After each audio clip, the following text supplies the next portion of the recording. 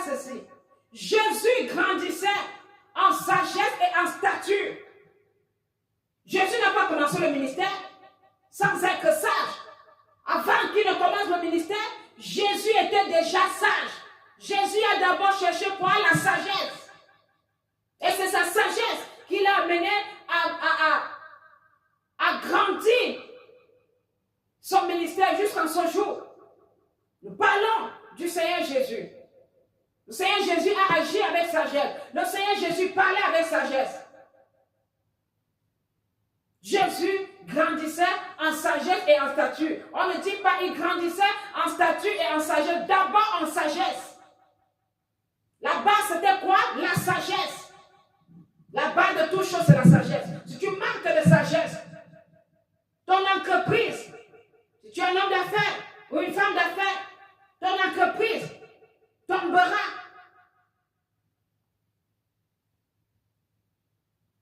On acquiert aussi la sagesse, même dans l'échec.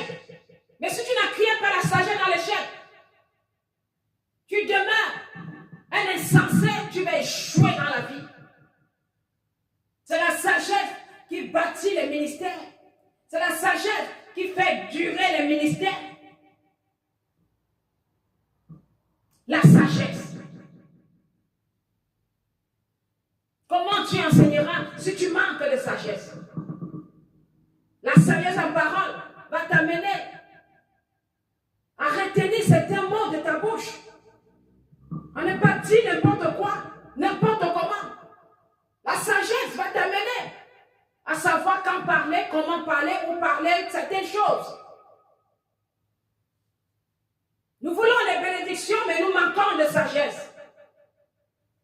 Nous voulons les dons, mais nous manquons de sagesse. Dieu ne va jamais te donner les dons.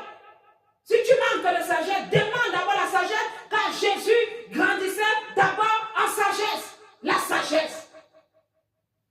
Tu vas entrer dans la nouvelle saison. Il te faut de la sagesse. Parce que dans la nouvelle saison, il se peut que tu rencontres des épreuves. Mais si tu manques de sagesse, peut-être tu demeureras dans ces épreuves-là.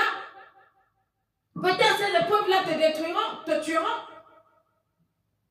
Alors cherche d'abord à acquérir la sagesse.